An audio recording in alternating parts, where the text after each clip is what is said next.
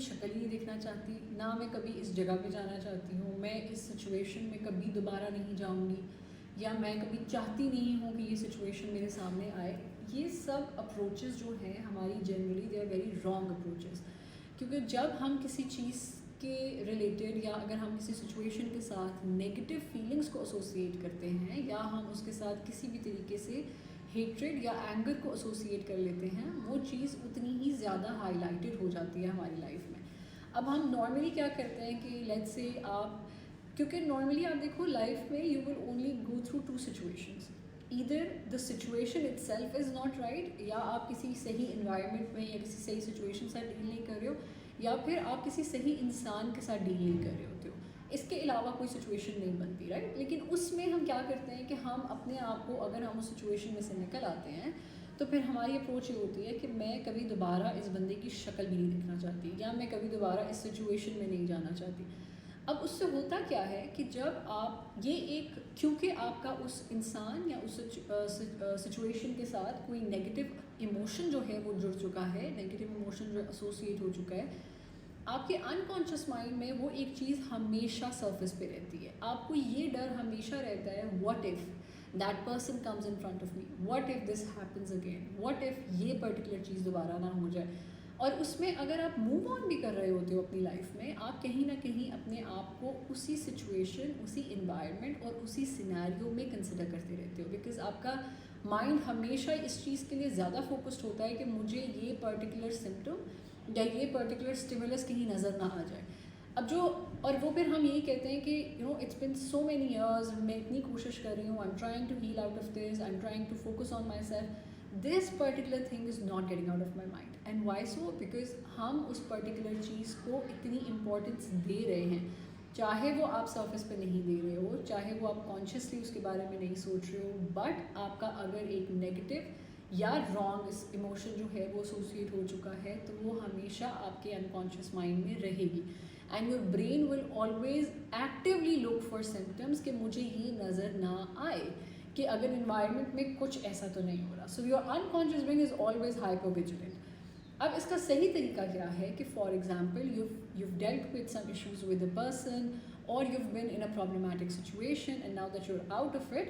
आप पहले उसको प्रॉपर टाइम दो, उसको पहले प्रॉपर रैशनलाइज करो, एनालाइज करो, what went wrong, what happened, and without any blame games. क्योंकि जब आप एक सिचुएशन को डील करने की कोशिश करते हैं या अगर आप उससे हील थ्रू करने की कोशिश करते हैं, आप ब्लेम गेम्स में कभी भी नहीं जा सकते। आप ये कभी नहीं कह सकते कि because it is always going to be a defensive act, right, कि मैंने ये इसलिए किया था because the other person was doing a particular thing, या मैंने ये इसलिए किया था because this person made me feel like that, मेरा ये नेगेटिव रिएक्शन इस वजह से था बिकॉज इस सिचुएशन की रिक्वायरमेंट ये थी। अब जब तक वो ब्लेम उस चीज़ पे जाएगा, द अदर थिंग, हम खुद को डिफेंसिव बना रहे हैं, हम खुद को प्रोटेक्ट करने की कोशिश कर रहे हैं और हम ब्लेम सारा उधर डाल रहे हैं, and that does not help you in healing. So what really helps you कि आपने सबसे पहले अपने आप को देखना होता है कि अच्छा मेरी क्या गलती थी, और मेरी गलती ये थी कि मैंने उस पर्टिकुलर प्रॉब्लम को, उस पर्टिकुलर सिचुएशन को, उस पर्टिकुलर इंसान को इतनी इम्पोर्टेंस दी कि वो इंसान मुझे मैनिपुलेट कर सकता था emotionally, mentally and physically to this particular level that I am feeling a certain way even after the situation is gone. So आपका सबसे पहला आता है कि आप ब्लेम अपने ऊपर लो, कि वो ब्लेम क्या है कि मैंने क्यों अगले को इतनी इंपॉर्टेंस दी, या मेरी बाउंड्रीज़ कहाँ थी, मैंने क्यों अगले को इजाज़त दी कि वो मुझे इस हद तक एक्सप्लॉइट करे या मैनिपुलेट करे। और ये हम डेलिबरेटली नहीं करते, ये हम अपने अनकॉन्शियस माइंड में ही कर रहे होते हैं कि अगर एक इंसान हमारे साथ, क्योंकि the thing is that we as humans we really don't know what our real selves are. हम कभी भी इस चीज़ पे फोकस नहीं है कि हम अपनी एक्ट्स को या हम अपने रवैयों को देखें कि हम क्यों ये चीज़ इतनी obsession में जा रही है कि अगला कुछ भी कर रहा है वो इतना हाईलाइटेड हो रहा है मेरी लाइफ में, and everybody else in this entire world has the freedom to do anything and say anything. आप इस चीज़ को पर्टिकुलरली नहीं टारगेट कर सकते कि why is this person doing this, और why did that person say something. उसने कहा, उसने किया, उसकी मर्ज़ी। आपका काम बनता है कि आप उसको खुद पे इतना ओवर पावर मत होने दो कि आप अपनी चीज़ों को डिमीन कर रहे हो, डिवैल्यू कर रहे हो, और उस पर्टिकुलर सिचुएशन या इंसान का वो जो एक इम्पैक्ट है आपकी लाइफ में, वो इतना हाईलाइटेड है कि हर बाकी चीज़ जो है वो इनसिग्निफिकेंट हो गई है. So if you really want कि आप अपने आप को सिचुएशंस में से निकालो एंड प्रेजेंट टाइम्स पे फोकस करो so that your future action gets better, it's important that you whatever has gone by, जो भी हो चुका, जो जा चुका है, एक तो ये उसको रैशनलाइज करो, सिचुएशन को रैशनलाइज करो, उसमें से देखो कि आपकी क्या गलती बनती थी. बिकॉज आपकी गलती हमेशा यही होती है कि हम अगले को अलाउ करते हैं,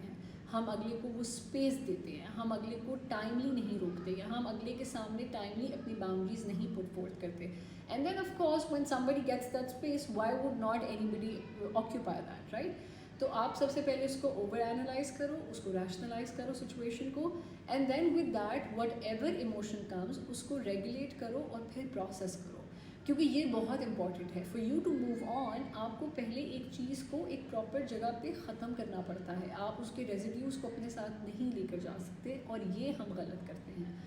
so next time if you feel you're in a situation जहाँ पे something has happened way back, time back, लेकिन आपको अभी भी वो इफ़ेक्ट कर रहा है, सो इसको री इवेल्यूएट करो और देखो कि आपका फोकस किस चीज़ पे है. क्या आपकी कोई नेगेटिव एसोसिएशन अटैच्ड है उसके साथ, कोई एसोसिएशन या कोई फीलिंग या कोई इमोशन है कि आप डेलिबरेटली खुद को रोक रही हो कि मैंने ये दोबारा नहीं करना, बिकॉज दैट्स नॉट पॉसिबल. वो आपके दिमाग में हमेशा, बिकॉज हम एक्टिवली रोक रहे हैं ना, तो हमारी सारी इन्वेस्टमेंट जाती है उस चीज़ के ऊपर. एंड नंबर 2 कि आप ही ब्लेम गेम तो नहीं खेल रहे हो, क्योंकि and also accepting the fact कि इट वॉज़ माई फॉल्ट, ये लाजमी नहीं है कि आपके वीक होने का सबूत देता है. It's also because you want to protect your mental sanity, and that's more important कि आप अगले को इतनी तवज्जो देने की बजाय अपने ऊपर ज़्यादा काम करो. सो उस चीज़ को दोबारा फिर इस चीज़ को इवैल्यूएट करो. एंड देन नंबर 3 कि आप पहले उसको पूरा प्रोसेस करो, रेगुलेट करो, उसको एक साइड पे करो. When it's done, when it's healed, then move on in your life. Because अगर आप रेजिड्यूज़ को लेकर अपने साथ चलते जाओगे तो वो हमेशा आपके नेक्स्ट आने वाले हर डिसीजन को, हर स्टेप को हमेशा वो गंदा करता रहेगा.